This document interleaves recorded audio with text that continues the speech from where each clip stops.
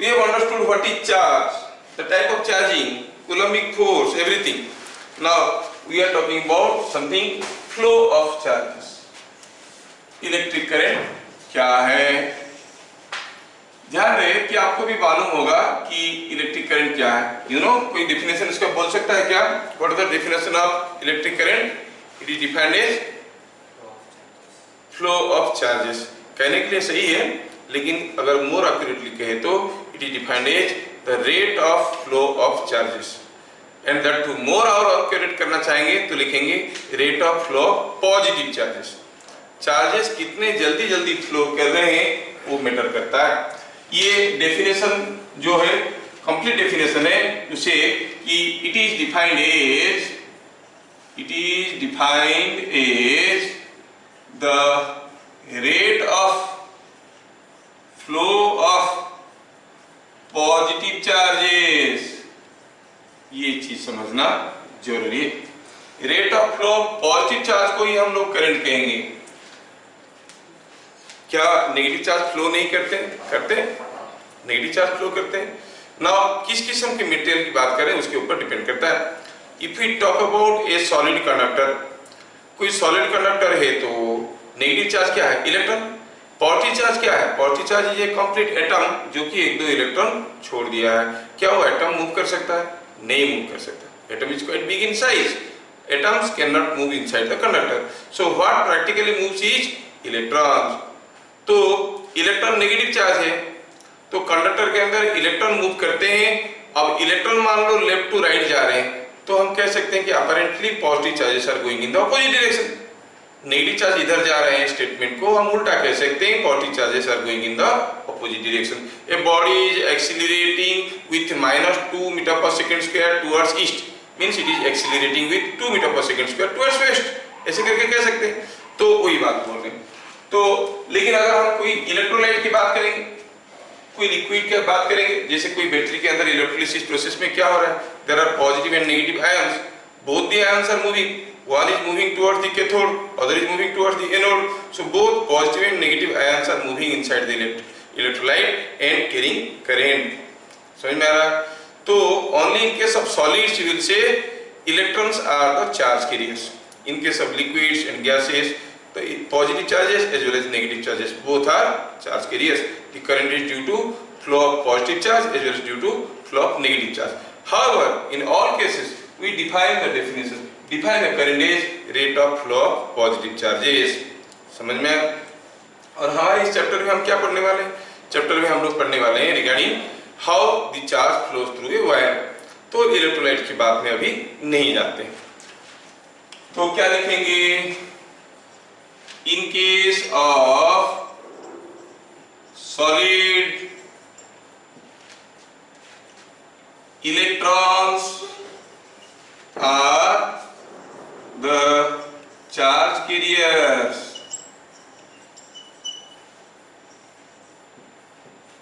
As positive charges are just atoms which have lost few electrons.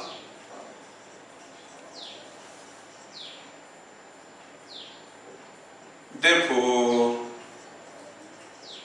positive charges cannot move through a solid. ठीक. Solid के case में electrons are the charge carriers. लेकिन electrons तो negative charge है. Electrons are negative charges. तो और current is defined as rate of flow of positive charges. तो क्या लिखेंगे यहाँ पर? हम कहेंगे as electrons are negative charges and current is rate of flow of positive charges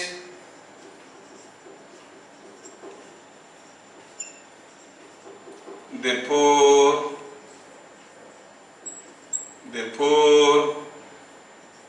direction of current is taken opposite to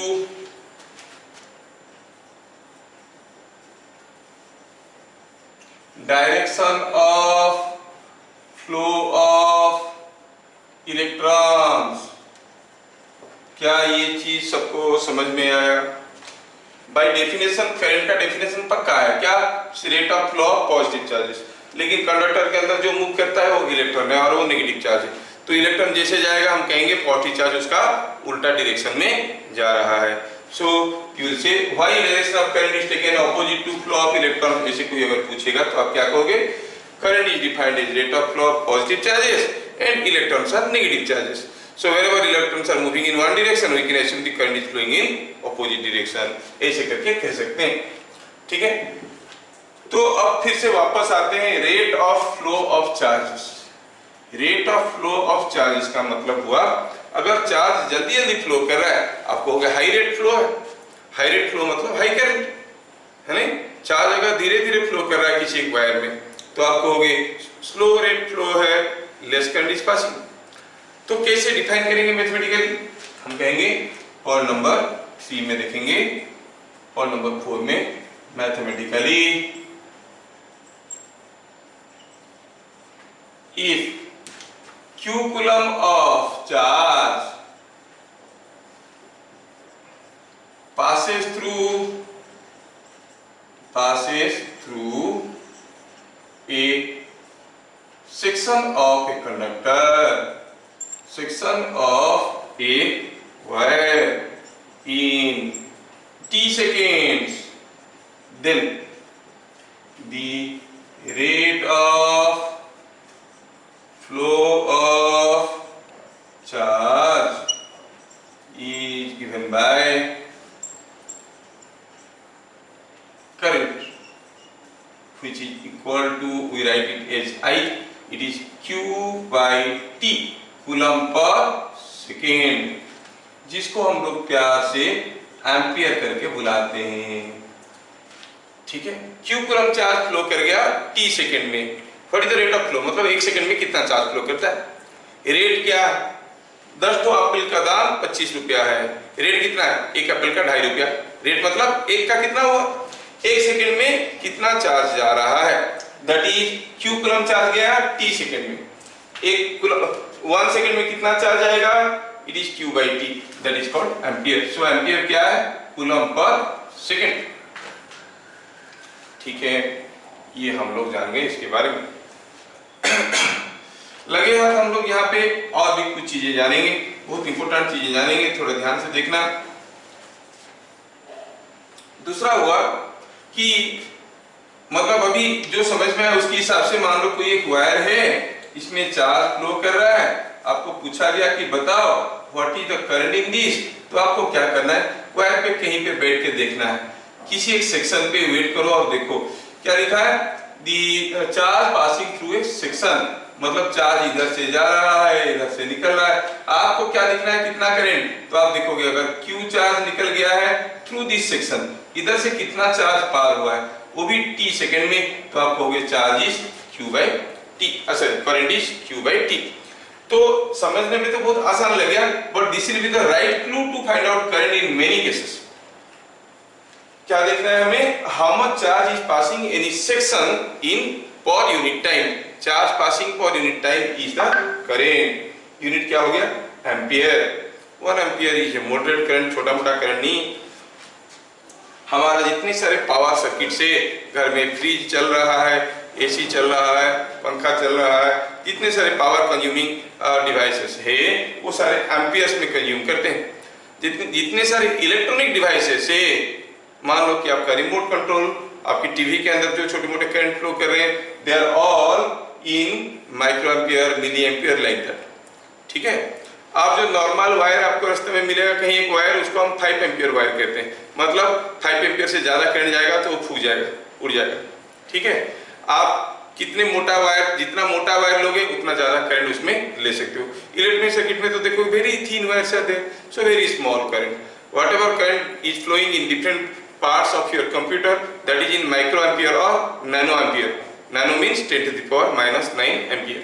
लेकिन जो घर में वायरिंग किया गया है या पोल से, आपको घर को पोल से पावर सप्लाई आया है, उसमें जो करंट आता है वो 10 से 12 एम्पियर के अंदर आता है जब आपके घर के सारा चीज यूज हो रहा है।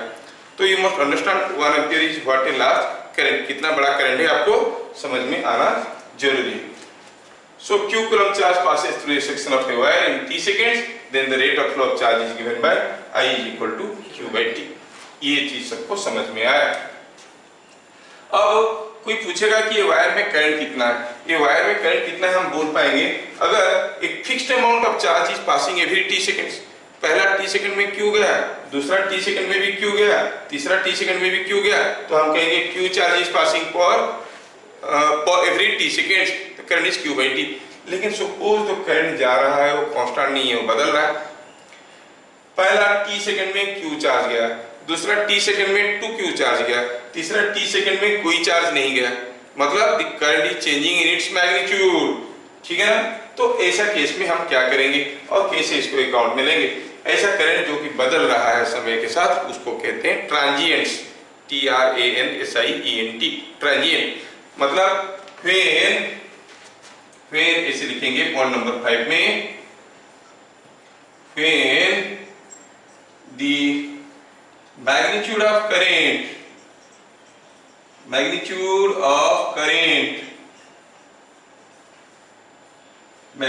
current changes with time,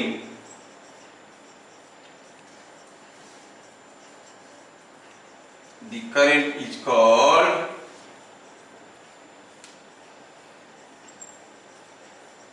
a transient।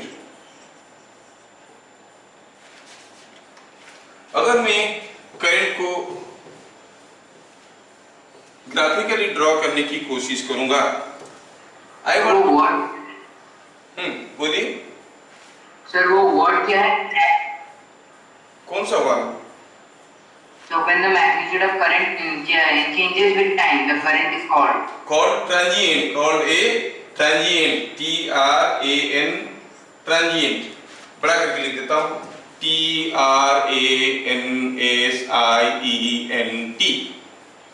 ठीक है, ओके। yes sir। अभी अगर मैं करंट को ग्राफिकली ड्रॉ करने की कोशिश करूंगा तो मैं ऐसे कर सकता हूं फॉर योर अंडरस्टैंडिंग।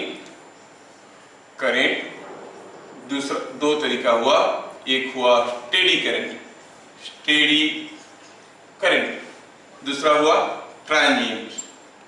मतलब स्टेडी मतलब जिसका वैल्यू समय के साथ बदल रहा है, ट्रांजिएंट स्टेडी मतलब अगर प्लॉट करेंगे करंट को समय के साथ, at any point of time you find a constant current is going, magnitude of current is constant, it is a steady current.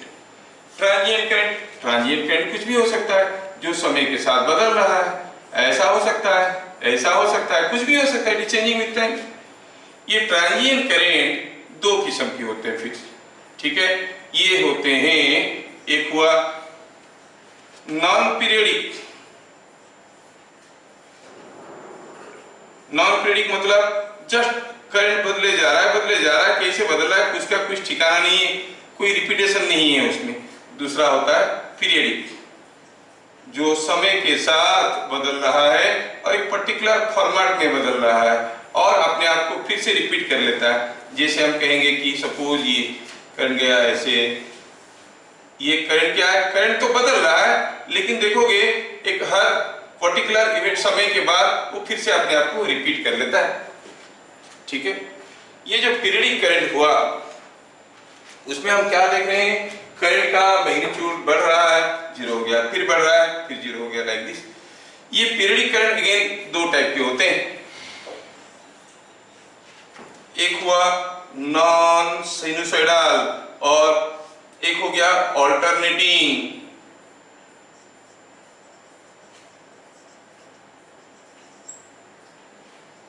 It is non alternating.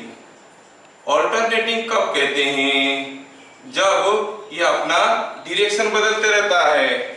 ठीक है, मतलब क्या हुआ, अगर हम प्लॉट करेंगे करंट को तो करंट कुछ ऐसे जाएगा, करंट बढ़ने लगा, मैक्सिमम हुआ, घटते जीरो हो गया, और क्या हुआ उसके बाद? उसके बाद करंट का डायरेक्शन बदल गया, करंट नेगेटिव हो गया, जिधर जा रहा था उल्टा जाने लगा, और ऐसे ये हो गया। पीरियडिकली रिपीट हो रहा है, लेकिन ये ऑल्टरनेटिंग है। ऑल्टरनेटिंग मतलब direction of current is changing, कुछ समय इस डायरेक्शन में, कुछ समय उल्टा डायरेक्शन में। हमारे घर में जो सप्लाई है वो ऑल्टरनेटिंग करंट है। नॉन ऑल्टरनेटिंग करंट मतलब ये करंट पीरियडिक है लेकिन ऑल्टरनेटिंग नहीं है, डायरेक्शन नहीं बदल रहा है, मैग्नीट्यूड बदल रहा है लेकिन डायरेक्शन नहीं बदल रहा है। ऐसा करंट को आप कहोगे नॉन ऑल्टरनेटिंग, जो कि ऑर्डिनरी पीरियडिक करंट है। जो ऑर्डिनरी पीरियडिक करंट है वो नॉन ऑल्टरनेटिंग है। तो ऑल्टरनेटिंग करंट किसको कहते हैं? जिसमें करंट का मैग्नीट्यूड और डायरेक्शन दोनों बदलते रहते हैं। ठीक है, दोनों बदलेंगे तो हम उसको कहेंगे ऑल्टरनेटिंग करंट। अब आप लोग थोड़ा ये फिगर को बढ़िया से बना लो। ये करंट दो किस्म का हुआ, transient and steady. Transient current दो किस्म का हुआ, पीरियडिक और नॉन पीरियडिक। पीरियडिक दो किस्म का हुआ, ऑल्टरनेटिंग और नॉन ऑल्टरनेटिंग। ऐसे करके आप करंट को अलग अलग कैटेगरी में डिवाइड कर सकते हो। ठीक है, समझ में आ रहा है सबको? ऑल्टरनेटिंग मतलब डायरेक्शन ही चेंजिंग, नहीं तो मैग्नीट्यूड बदल रहा है तो उसको हम ऑर्डिनरी ट्रांजिएंट कहेंगे। मतलब ऑल्टरनेटिंग करंट भी एक ट्रांजिएंट है, any periodic current is a transient. जहां पर करंट का मैग्नीट्यूड बदल रहा है या डायरेक्शन बदल रहा है, कुछ भी बदल रहा है तो वो ट्रांजिएंट हो गया। ट्रांजिएंट में ऑल्टरनेटिंग हुआ कि नहीं हुआ उससे पता चलता है। कैसे? अगर करंट का डायरेक्शन बदल रहा है, आप कहोगे ये समय में, ये टाइम एक्सिस है, ये समय में करंट पॉजिटिव था, एक वायर में इस डायरेक्शन में करंट जा रहा था। ये समय में करंट नेगेटिव था, मतलब करंट उल्टा डायरेक्शन में जाता था। हमारा घर में जो सप्लाई है वो क्या है? ऑल्टरनेटिंग करंट है। बैटरी से जो करंट निकलता है वो डायरेक्ट करंट है, नॉन ऑल्टरनेटिंग डायरेक्ट करंट। ठीक है, तो batteries are called supplying DC direct current. हमारे घर में जो सप्लाई है वो क्या है? एसी। हम एसी को डीसी में कन्वर्ट कर सकते हैं, डीसी को फिर एसी में कन्वर्ट कर सकते हैं, इन्वर्ट कर सकते हैं। से converter inverter arrangement is there. जो कहते हैं ना हमारे घर में इन्वर्टर है, वो एक्चुअली खाली इन्वर्टर नहीं है, वो कन्वर्टर इन्वर्टर है। एसी को डीसी में कन्वर्ट करता है, डीसी का एनर्जी को फिर से एसी में करके हमको देता है। दैट इज कॉल्ड, पूरा नाम उसका कन्वर्टर इन्वर्टर है ना। अगर किसी का नाम पपलू पांडे है तो हम उसको थोड़ी पपलू पांडे बुलाते हैं, पपलू बुलाते हैं, पांडे नहीं बोलते हैं जान पहचान का। तो वैसे ही कन्वर्टर इन्वर्टर को हम लोग क्या बोलते हैं? ओनली इन्वर्टर बोलते हैं, बाकी चीज तो समझ में आ जाता है। ठीक है, आप लोग लिख लीजिए इसको पूरा। Point number 5। पॉइंट नंबर 5 में हम लोग देखेंगे करेंट वर्सेस टाइम डायग्राम। ठीक है, ये करंट वर्सेस टाइम डायग्राम बड़ी इंटरेस्टिंग चीज है और इसमें से कुछ इंपोर्टेंट इंफॉर्मेशन मिलते हैं वो हमें समझना है।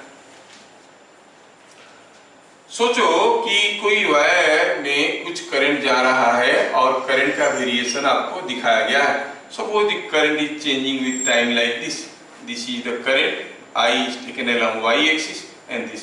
इसका मतलब अलग अलग समय में अलग अलग करंट था। ये समय में ये करंट था, ये समय में कुछ दूसरा करंट था। तो t1 टाइम पे I1 करंट था, t2 टाइम पे I2 करंट था। अलग अलग समय में अलग अलग करंट था। पहले देख के बताओ, क्या इसमें करंट का डायरेक्शन बदल रहा है कि मैग्नीट्यूड बदल रहा है कि दोनों बदल रहे हैं? ये फिगर में करंट का मैग्नीट्यूड बदल रहा है कि डायरेक्शन बदल रहा है? क्या डायरेक्शन बदल रहा है? नहीं, ओनली मैग्नीट्यूड बदल रहा है। वेरी गुड, क्योंकि डायरेक्शन बदलता तो फिर ये नेगेटिव हो जाता, नेगेटिव हो जाता तो नीचे आ जाता। ओनली मैग्नीट्यूड बदल रहा है। सर अगर एंगुलर डिस्टेंस बदल रहा है तो डायरेक्ट ऑपोजिट नहीं गया, पर एंगुलर डिस्टेंस डायरेक्शन बदल रहा है। एंगुलर डायरेक्शन क्या बदलेगा? तो नया नया टर्म बनाएगा क्या? करंट के लिए एंगुलर डायरेक्शन क्या होता है? मान लो कोई करंट ऐसे था, फिर ऐसे हुआ, ऐसे हुआ, ऐसे हुआ, ऐसे करके गया, तो it is always positive. Positive means in a particular direction. ठीक है, ओके। हाँ, तो अभी इसमें बड़ा इंपॉर्टेंट चीज हमें याद रखना है कि अगर मैं यहाँ पे एक छोटा सा स्ट्रिप लेता हूँ, I consider a small time interval of dt second. dt second में करंट में थोड़ा सा बदलाव आया है। I consider a very small time interval and I find there is a very negligible small change in current। अच्छा, let me find out what does this area represent. ये जो छोटा सा स्ट्रिप मैं आपको दिखा रहा हूं उसको थोड़ा जूम आउट करके यहाँ पे ड्रॉ कर रहा हूं। ये स्ट्रिप ऐसा हो गया, ये हो गया dt और ये हो गया हाइट। हम देख रहे हैं कि यहाँ पर एक करंट है, यहाँ पर दूसरा करंट है, क्योंकि current is changing and this covers a very small part of this graph because I am considering dt to be a very small section. Small part तो कोई भी कर्व का एक छोटा सा पार्ट हरदम स्ट्रेट लाइन होता है। कैसा भी कर्व ले लो आप, छोटा सा part will be always a straight line, है कि नहीं? तो हम कहेंगे ये स्ट्रेट लाइन है। अभी अगर इसका मैं एरिया निकालना चाहूंगा तो मैं क्या कहूंगा, area of this trapezium is this area plus this area. ये दोनों एरिया को जोड़ेंगे तो हमें टोटल एरिया मिलेगा। This area plus this area if you add you will get the total area.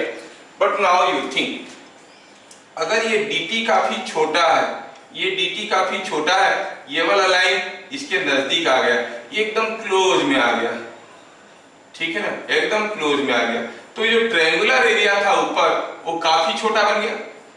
Triangular area काफी छोटा बन गया। अभी अगर मेरे को टोटल एरिया चाहिए तो मैं रेक्टेंगल का एरिया प्लस ये ट्रायंगल का एरिया जोड़ूंगा, लेकिन रेक्टेंगल का एरिया इतना बड़ा है कि उसके सामने ट्रायंगल का एरिया को हम माइनस कर सकते हैं, नेगलेक्ट कर सकते हैं। We can neglect this area.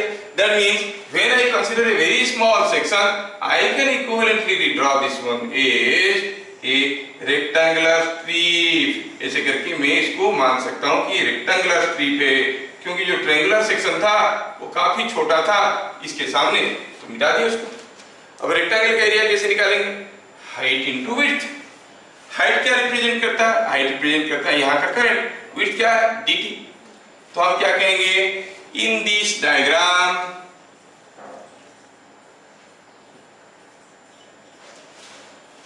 any thin strip area gives the product I dt। देखो ये dt है, ये I है।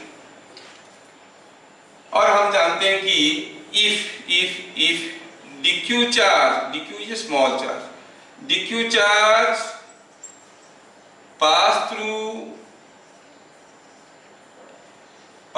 in dt seconds, तो हम जानते हैं कि I is dq by dt, I is charge passing per unit time, therefore I dt क्या दे रहा है? dq, है कि नहीं? इसका मतलब this area represents the amount of charge passing through the wire. तो करंट वर्सेस टाइम डायग्राम में what does the area represent? The total area will represent the total charge transfer, है ना? so in I versus T diagram, total area under the diagram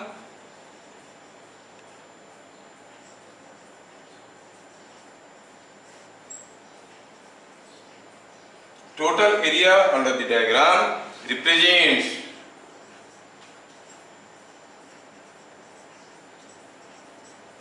total charge transferred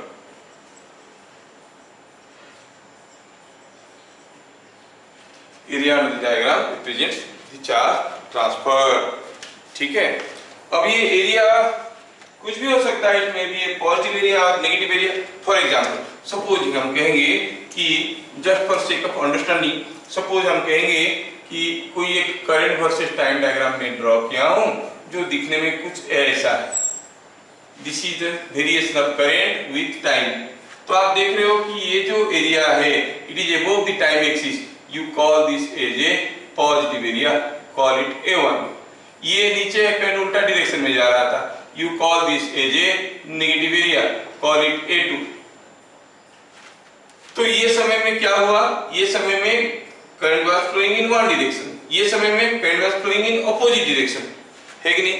मतलब ये जो area है this is giving you amount of charge flown in this direction, ये जो area है that is giving you amount of charge flown in opposite direction. समझ में आ रहा है? समझने के लिए अगर मैं इस पॉइंट को थोड़ा नाम देता हूं T1 T2, तो मैं क्या लिखूंगा? Charge transfer in interval t equal to 0 to T1 is equal to area A1। ठीक है, in interval t lying between T1 to T2, T1 से T2 के बीच में कितना चार्ज ट्रांसफर हुआ है? Area A2, because the area under the diagram gives you the charge transfer। ठीक है, और अगर पूछा गया बताओ what is the total charge transfer in interval, कौन सा इंटरवल में? T line between 0 to T2, तो क्या कहोगे? 0 टू T1 में कितना चार्ज ट्रांसफर हुआ है? That is the area here A1। T1 to T2 में कितना चार्ज ट्रांसफर हुआ है? That is nothing but the area A2 here. 0 to T2 में कितना चार्ज ट्रांसफर हुआ है?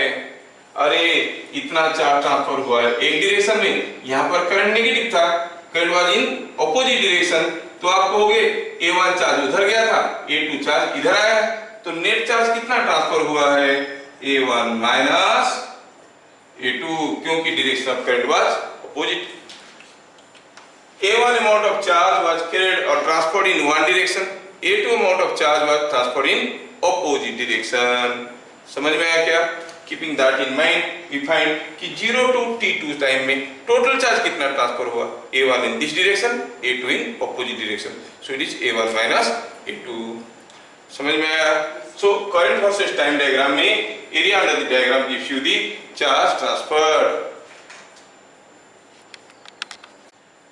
नोट पॉइंट नंबर 6 देखेंगे हम लोग। देखो, जब किसी एक वायर में करंट फ्लो कर रहा है, this is what is wire, इसमें करंट फ्लो कर रहा है, तो जब करंट फ्लो कर रहा है, सपोज यहाँ पर कुछ करंट जा रहा है, से 5 एम्पियर का करंट, मतलब 5 coulombs of charge is transferred every second।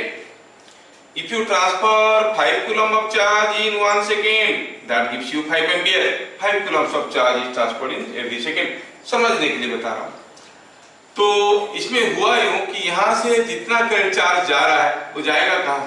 इधर से अगर घुसा है इसके अंदर तो निकलेगा बाहर, क्योंकि इसके अंदर जो एटम्स है वो तो जितना इलेक्ट्रॉन लेना चाहिए ले चुके हैं, उससे ज्यादा इलेक्ट्रॉन नहीं ले सकते। मतलब this material wire is made up of some atoms, each atom is neutral, the wire is neutral, when charges are entering here they are coming out at the other end, the conductor remains, the wire remains neutral. अब बोलोगे sir इतना सारा charge घुस रहे हैं उसके अंदर से तो पॉजिटिव चार्ज हो रहा होगा? नहीं नहीं नहीं, जितना घुस रहा है उतना निकल रहा है। मतलब जैसे जैसे जैसे जैसे मान लो कि यहाँ पर कोई एक पाइप है, जस्ट थिंक, ये पाइप में मान लो कि मोटा सा पाइप है और इसमें भरा हुआ है पानी। कितना भरा हुआ है? 100 cc of water is filled in it. अब क्या, अभी मैं इसको किसी एक टैंक के साथ कनेक्ट करता हूँ, जैसे टैंक के साथ कनेक्ट करूंगा, अब टैंक में पानी था, अब पानी घुसेगा इधर और निकलेगा इधर से। किसी भी समय में what is the total amount of water inside this pipe? Same 100 cc, it can not be more. इसका मतलब क्या हुआ? पानी क्या घुस नहीं रहा है? अरे भाई घुस रहा है, जितना घुस रहा है उतना निकल रहा है। Whatever charge is entering at one end, same charge is coming out at other end, charge can neither be created nor be destroyed. जितना घुसेगा उतना ही निकलेगा। 5 कूलम घुसेगा तो 5 कूलम बाहर निकलेगा। तो जब किसी एक वायर में चार्ज करंट फ्लो करता है, वायर के हर जगह बराबर करंट मिलेगा। सपोज हम कहेंगे एक वायर ऐसा शेप का है, वायर एक तो ऐसा शेप का है, अगर वायर ऐसा शेप का है और पता चला इसी सेक्शन पे हमको पता चला कि इधर को जा रहा है 5 कूलम चार्ज एवरी सेकेंड, तो इसी सेक्शन पे इधर को कितना चार्ज जा रहा होगा हर सेकेंड में? वही 5 कूलम, क्योंकि जो भी घुस रहा है वही निकल रहा है। It can not be accommodated inside. Even when current is flowing through this wire, the wire is neutral. उसमें कोई चार्ज नहीं है. Total charge in the wire is 0. कोई लिखेंगे इस चीज को हम लोग. When current passes through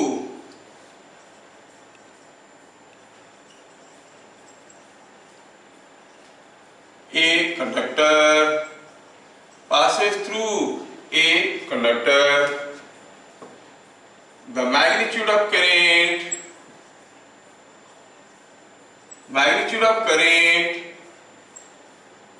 and its direction or magnitude of current is same at every section. Conductor की जगह कंडक्टिंग वायर लिख देता हूं और through a wire, passes through a wire ऐसे लिखता हूं. The magnitude of current is same at every section of the wire. मान लो कि यूनिफॉर्म वायर है या नॉन यूनिफॉर्म वायर है, कोई फर्क नहीं पड़ता. अगर इस सेक्शन पे करंट है I1 तो इस सेक्शन पे करंट है I1. या फिर कोई वायर थोड़ा ऐसे डिफॉर्म्ड शेप का है, मान लो ऐसा शेप का वायर है, इधर से करंट घुस रहा है, इधर से करंट निकल रहा है, ये सेक्शन पे करंट है I1 तो ये सेक्शन पे भी करंट होगा I1. जितना करंट जा रहा है वही तो निकलेगा. Rate of flow of charge has to be same. चाहे कैसा शेप, मान लो ये ऐसा शेप का एक पाइप है, पानी इधर से घुस रहा है, इधर से निकल रहा है, हर समय हर सेकंड में इधर से 5 लीटर पानी पार होता है, तो इधर से घुस के इधर से निकल रहा है, मतलब यहाँ पर भी 5 लीटर पानी पार होगा पूरा होगा एवरी सेकंड, है कि नहीं? तो सेम मैं कहना चाहता हूँ कि magnitude of current remain same throughout. So as much charge enters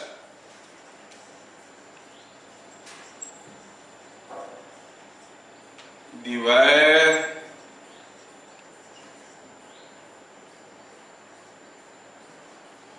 an equal charge leaves at other end. The wire is or the total charge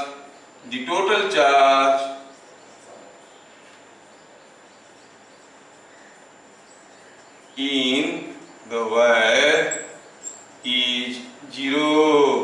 क्योंकि जितना घुस रहा है उतना निकल रहा है. अब वैसे तो वायर का टोटल चार्ज 0 था. कोई भी मेटल ले लो, ये पेन में कितना चार्ज है? It is made up of atoms. हर एक एटम न्यूट्रल है तो पेन न्यूट्रल, क्योंकि कोई एक्सटर्नल चार्ज तो दिए नहीं. तो जो वायर था वो न्यूट्रल ही रहेगा. The wire remains neutral. The wire remains. ये मत सोचना कि जब किसी एक वायर में करंट फ्लो कर रहा है उसमें कुछ पॉजिटिव चार्ज आ गया होगा या नेगेटिव चार्ज हो गया होगा. नहीं, इसमें कोई न्यूट्रल है, इसमें कोई चार्ज नहीं रहता है. Remains neutral.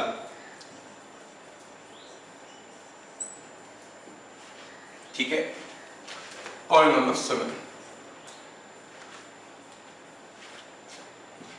ठीक है. एक पर्टिकुलर अमाउंट करंट के बाद ज्यादा करंट अगर किसी एक, जैसे मान लो एक पाइप है, अभी जो हम बात कर रहे हैं उसके अंदर से पानी फ्लो कर रहा है, water is entering at this end of pipe, this and पे निकल रहा है, और मान लो 5 litre of water is passing here at this section in 1 second, तो यहाँ से निकल रहा होगा 5 लीटर पर सेकेंड, हर जगह बराबर है. तो rate of flow of water is same everywhere in the pipe at every section of the pipe. Similarly for the current in the conducting wire. सोचो कि यहाँ पर मैं बहुत ज्यादा चार्ज भेजता हूँ और बहुत ज्यादा चार्ज निकालता हूँ. Think in the opposite way. Suppose मैं भेजने की कोशिश करूंगा, इसमें कितना जा रहा था 5 लीटर पर सेकेंड और इसमें से चार्ज निकल रहा था 5 लीटर पर second. Total amount of water in this is remaining same. Pipe पहले से भरा हुआ था, अभी भरा हुआ. जब भी देखो जितना घुस रहा है उतना निकल रहा है, क्योंकि पानी तो ज्यादा इसमें पकड़ नहीं सकता. अगर मैं इसमें थोड़ा पानी डालूंगा तो निकल जाएगा. सपोज मैं भेजूंगा इसके अंदर से 5000 लीटर ऑफ वाटर पर सेकेंड, मतलब बहुत जोर से भेजना पड़ेगा.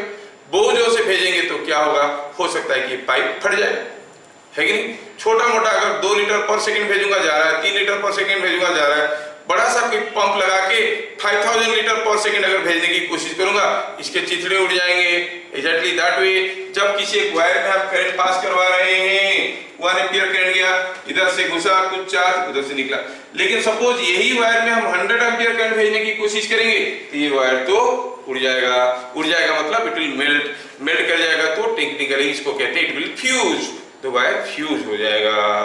समझ में आया? घर में हम लोग फ्यूज कनेक्शन करते हैं फॉर दैट कि पर्टिकुलर करंट से ज्यादा होगा तो उड़ जाएगा, रास्ता बंद हो जाएगा, करंट और फ्लो नहीं कर पाएगा, इसलिए we are using fuse wires. तो इसके बारे में लिखेंगे, the thickness of a wire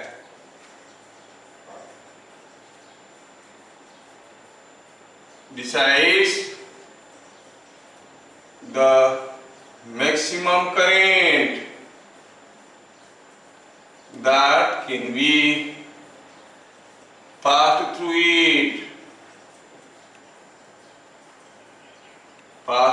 it, more is the thickness, more is the current carrying capacity,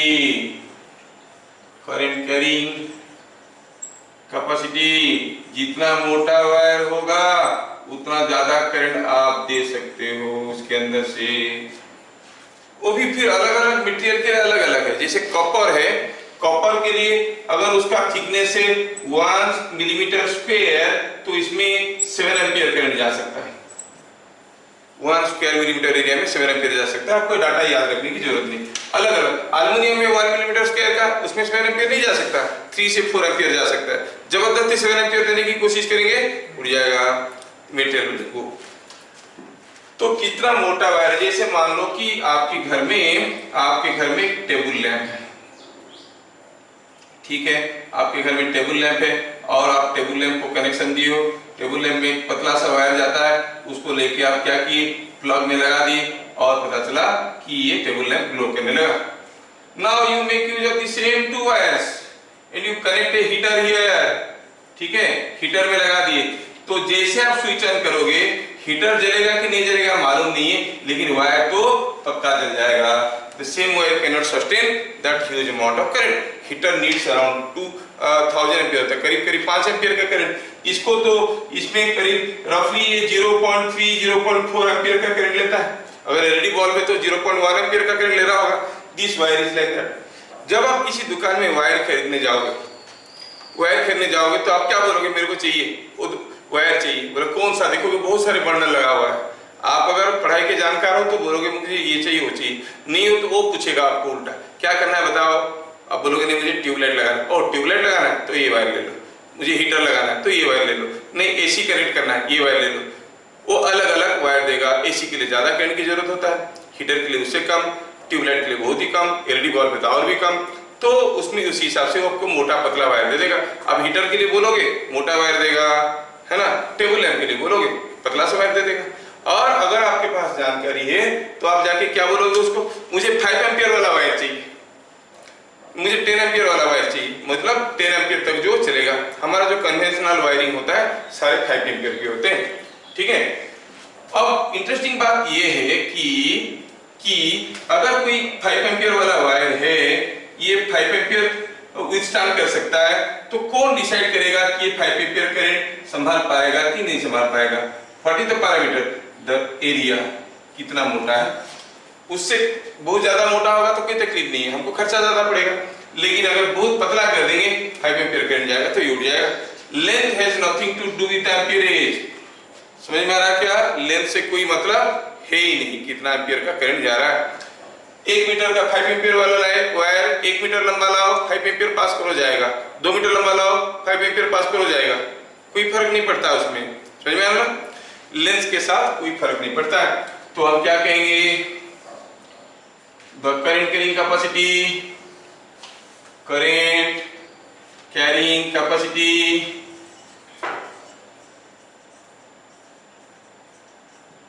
is independent of length of the wire का लेंथ के ऊपर डिपेंड नहीं करता है, ठीक है। हम लोग घर में फ्यूज वायर यूज करते हैं। फ्यूज वायर क्यों करते हैं? क्योंकि हम क्या करते हैं, हमारे घर में फ्यूज वायर क्या है थोड़ा बता देते हैं। फ्यूज वायर के केस में क्या करते हैं हम लोग, हमारा घर में एक सप्लाई है, यहाँ से एक सप्लाई आया, हमारे घर के अंदर सामान कुछ लगे हुए हैं और क्या हुआ, हम रास्ते में इसको डिस्कनेक्ट कर देते हैं, करके यहाँ पर एक फ्यूज वायर लगा देते हैं। अब क्या हुआ, घर में कोई शॉर्ट सर्किट हो गया, कोई किधर टच में आ गया तो ज्यादा करंट ड्रॉ करेगा, लेकिन ये वायर को ऐसे बनाया गया है कि हमारा घर का सारा चीज चलेगा तो जितना करंट जाएगा उतना संभाल सकता है। उससे ज्यादा कोई हीटर शॉर्ट सर्किट हो गया या पंखा घूम नहीं रहा है, जाम हो गया, ज्यादा करंट ड्रॉ कर रहा है तो क्या होगा, उतना करंट जब इसमें से जाने की कोशिश करेगा ये ब्लूप करके उड़ जाएगा, सर्किट डिस्कनेक्ट हो गया। समझ में आया क्या? तो that is what is called a fuse wire. Fuse wire is always connected in the positive side or the high voltage side of the supply।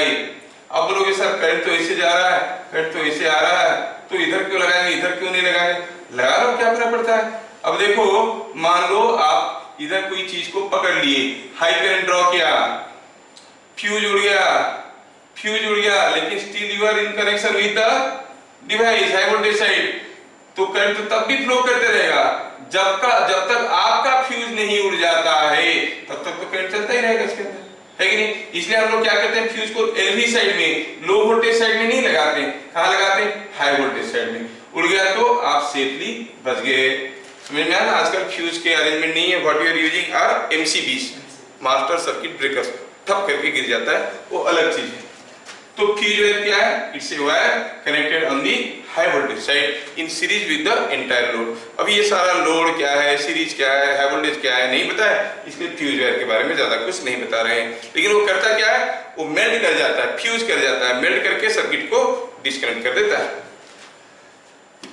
अच्छा, point number 4, point number 8 sir. हाँ बोलिए सर, एक्सेस चार्ज सप्लाई करने से wire melt कैसे होता है? वही तो, अब अभी तक हम लोग रेजिस्टेंस क्या है पढ़े नहीं। जब किसी वायर में कुछ रेजिस्टेंस है, बहुत ज्यादा करंट जाएगा तो उसके अंदर हीट जनरेट होता है, और रेट ऑफ हीट जनरेशन का फॉर्मूला होता है I²R, ठीक है। When resistance is small, current is small, okay, लेकिन when current becomes high, this becomes very high, इतना हीट होता है, गर्म होके वो मेल्ट कर जाता है ना। आप जब हीटर, जो वायर से आप हीटर को सप्लाई दिए हो, उस वायर को पकड़ के देखो गर्म लग रहा है कि नहीं लग रहा है। हाँ, सेम वायर से 2-3 हीटर लगा दो तो फिर देखोगे पता चला वो वायर उड़ गया, ठीक है। तो heat thermal effect of current देखेंगे। इलेक्ट्रिकल इंजीनियरिंग का सबसे बड़ा लिमिटेशन क्या है मालूम है? टेम्परेचर। अगर हमारे पास ऐसा कोई ताकत आ जाता कि कोई भी बॉडी का टेम्परेचर को हम कम कर सकते थे, तो फिर तो हमारे पास इतना छोटा सा ट्रांसफार्मर लेके पूरा हमारा उड़ीसा को, पूरा राउरकेला को हम हीट एनर्जी सप्लाई कर सकते हैं। अब क्यों नहीं कर पाते? ज्यादा दे दिए तो गर्म होके उड़ जाता है। Temperature is the only limitation. Temperature decides कि how much electrical power you are allowed to consume, ठीक है। अच्छा, तो ये हुआ पॉइंट नंबर 8। पॉइंट नंबर 8 में और एक चीज देखेंगे हम लोग। क्या देखेंगे? करंट कभी फ्लो करता है किसी एक वायर में तो कैसे फ्लो करता है उसके बारे में देखेंगे। इसको हम कहेंगे किरचॉफ्स करंट। मेरे ख्याल से इसको थोड़ा देर में करने से बढ़िया रहेगा, इसको थोड़ी देर में करेंगे। पहले इसके रिलेटेड कुछ क्वेश्चंस कर लेते हैं, फिर इसके बाद आगे की थ्योरी को पढ़ेंगे। लेकिन हम ये बताना चाहेंगे, अच्छा ठीक है, किरचॉफ करंट लॉ बताने के बाद उसको बताएंगे। पॉइंट नंबर 7 तक हम लोग देख लिए हैं। इसके ऊपर पहले हम लोग कुछ क्वेश्चंस करेंगे न्यूमेरिकल, फिर उसके बाद इसको करेंगे, ठीक है। Your question was how AC generated. AC generate करने के लिए एक मैग्नेटिक फील्ड की जरूरत होता है, कॉइल घुमाना पड़ता है, वो सब है। लेकिन आप घर में बैठ के डीसी से एसी बनाना चाहते हो तो कैसे बनाओगे मैं बताता हूँ आपको। आप ले लो ऐसे 2 मेटल वायर और हेमिस्फेरिकल बॉडी ले लो, एक स्फीयर ही ले लो। मान लो यार क्या कहेंगे, ऐसा एक डिस्क इमेजिन करो, ऐसा एक मेटल स्ट्रिप ले लो, मिलेगा आपको ऐसा वाला एक मेटल hollow पाइप का एक टुकड़ा ले लिया, मिल गया। अब इस टुकड़े को बीच से काट दो, काट दिए। अब ये कैसे दिख रहा है ऊपर से देखो तो, ये एक टुकड़ा है, ये एक टुकड़ा है, दोनों टुकड़ा पास पास है, ठीक है। अब क्या करोगे, ये दोनों एंड के बीच में आप क्या करोगे, एक पेपर या कोई इंसुलेटर लगा दो, यहाँ पर भी कुछ इंसुलेटर लगा दो, फिर दोनों को चिपका दो, चिपक गए। समझ में आ गया? यही चीज को दो टुकड़ा किए, ऐसे जोड़ दिए। अब सोचो कि इसके अंदर मैं एक बैटरी को रखा हूं ऐसे,